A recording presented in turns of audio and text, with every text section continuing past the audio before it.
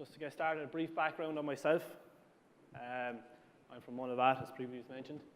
A small club in Kilkenny, down South Kilkenny, just on the border of Waterford there. How I came to be here, I've recently graduated with a Bachelor of Science Honours degree in Strength and Conditioning down in LIT Thurles there. Fantastic facilities there also. Through that, I've done work placement with Waterford Coaching and Games, which has now been rebranded as Daisha Oak Development. I was fortunate enough to go for an interview where I was successful. So my role with Daisha Oak Development is I'm the GDA for the Tramore area, Tramore GA club, and I'm also the Super Games dedicated coordinator down in Carriganore, Waterford, the WIT arena there for Munster Council. So basically, just a brief description on what are Super Games. So basically, it's a facility that's assigned to provide small-sided game format for players aged 12 to 17 years of age. And the hope is to actually stop the drop-off that occurs from the ages of 12 up to minor. So the goal is to foster the values of the GAA play to stay, while also implementing a games-based activity where there is reduced coaching input on it, where we allow the players to actually to develop themselves, make their own decisions, and to actually form their own game experience. So moving on, so why in the southeast? So we picked the WIT Sports Arena for the simple reason it's located in a hurling hotbed, but we also wanted to provide more games for players in those regions because we felt there was a massive fixture gap, and we also wanted to provide something for players who weren't involved in development squads and give them the opportunity to come in and avail of these facilities. It's located in the hurling hotbed between Waterford, Wexford, Kilkenny and Tipperary, and we invite clubs in from those regions, so we contact the games development administrators in those areas and games management in those areas, invite the clubs in and the players in to actually play in our blitzes. So another thing, it's an easily accessible, very accessible facility, literally for all three counties. For Waterford itself, for the county and for the mid-county and western teams, it's just off the main road. And the same when you're coming from Kilkenny, Wexford and Tipperary, you can access it through the bypass across the toll. It's the first exit off after the toll on the N25. So also the facilities is top class. So we have four GA pitches, also full-size all-weather, and also there's other amenities such as a high-performance unit there that you can go and have a look at on a tour. There's also a public gym. There's also a cafe where parents can come in and mingle and socialise there. And there's also a canteen area upstairs to cater for any other events. So moving on, so the format. So it's again a small-sided games. We usually run it on 7-a-side and 9-a-side depending on the age group. So the younger the age, obviously the more players can play across the field. So we try and run it with 3 pitches per pitch. 7-a-side for the older groups from about 14 up to under 17. We usually go with a goals-only format. And we invite in clubs, schools, and also we've piloted an open format, which has actually been well received so far, where players from different clubs in different counties can actually come in and they actually have to play with players from other clubs. So they're playing with people they've never met before. And it's something new, it's something different, and you're removing that kind of competitiveness, but they can actually go out and play on their own terms as well. So the positives, some of the positives we've noted, okay, so there's been more team play, encourages more team play with the goals-only format. But one of the big highlights of it is that players get adequate game time. So they're not going to a fail a blitz, or they're not worried about going to a development squad, are they going to get on the team or not. It's to cater for those players, so in particularly club players, filling the fixture gaps. And we try and coincide certain blitzes with development squad weekends where we can invite those players in that aren't on development squads just to come in and play the game of hurling or be it Gaelic football in other centres. So that's the real premises on it. Again, reducing the coaching input that we have empowers the players. It empowers them to make their own decisions, develop their own game, develop on their own terms, and gives them an opportunity without being pressurised into performing.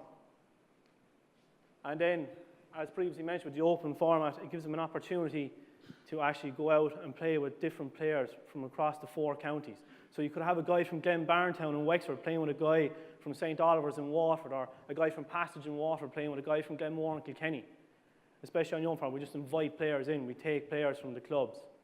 So essentially what would happen, I would send out notification that there's an event, an under-16 event, which is due to take place on the 26th of January, is an open one.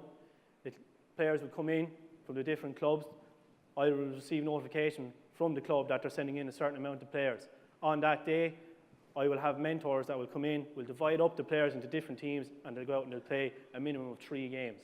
And so what's important is that they're playing games.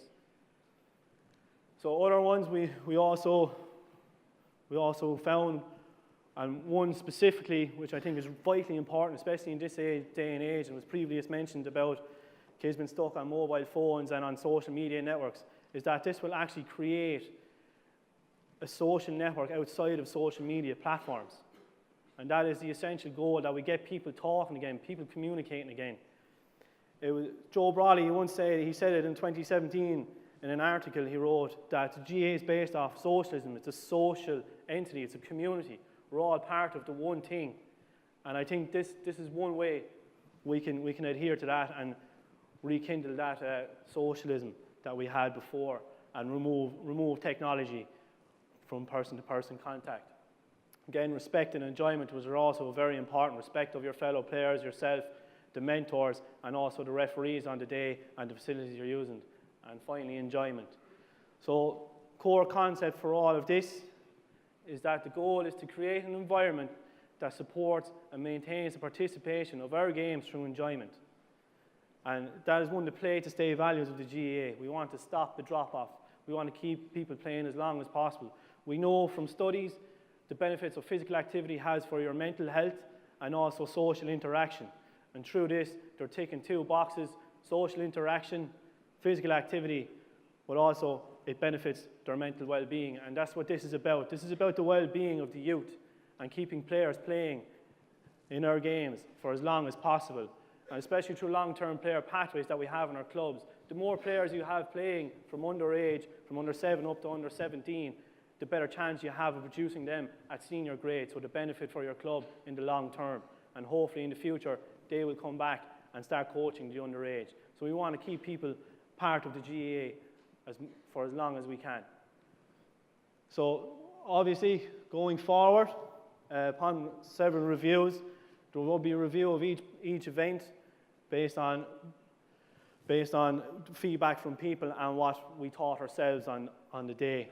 So obstacles we faced then, let's move away. So one was the fixture schedules between the 4 counties. So we started this back in July in 2018. So the fixtures have been set for clubs within the counties. So we had to try and just set dates and hope that they weren't going to clash with dates within the county.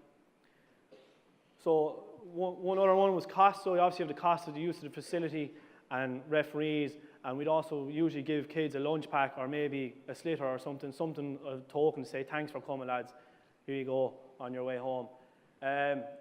One thing was the winter program was hampered by weather, so we didn't get to do as many as we'd hoped. We were unfortunate enough that we couldn't book the all-weather pitch as it was booked up for the winter, so we're actually currently hoping of actually booking it from September onwards for this year. So going forward, the recommendations, set dates in advance, which I think is vitally important. That way we can actually counteract what happened this year, where it was clashing with fixtures within counties, and also that we can actually make use of the all-weather for the winter program, where if it's raining heavy, doesn't matter, we'll go out and we'll play it anyway. Finally, the use of your games development staff and the use of games management personnel for the proposal of your annual plan is hugely important, because if we can provide counties with our dates, they can implement a program to work around fixtures for the year, and in turn we can then amend any other fixtures that we may have for the year as well if it's clashing with the likes of Wexford, Waterford, Kilkenny or South Tipperary. One thing is the last one, there's one more slide. It's a quote from one of probably the greatest sporting icons we've seen in the modern era, from Michael Jordan, and I think it's vitally important, especially for youth, for the enjoyment and playing our games. Because the reason we all start within the GAA to play hurling, Gaelic football, handball, or whatever sport it is for enjoyment, and because we love that game and we love the association and love being part of it. And just want to leave you with this quote on a final note from Michael Jordan, is just play, let them have fun and enjoy the game. Let them go out and enjoy the game. Remove the external pressures of life. Remove the external pressures that's put on about winning medals, about winning a competition. So that's basically it, just let them play the game, let them develop on their own terms, rather than trying to rush them through it, and remove an elitist kind of mentality and bring it back to enjoyment. And in turn, that will hopefully look after well-being. Thank you.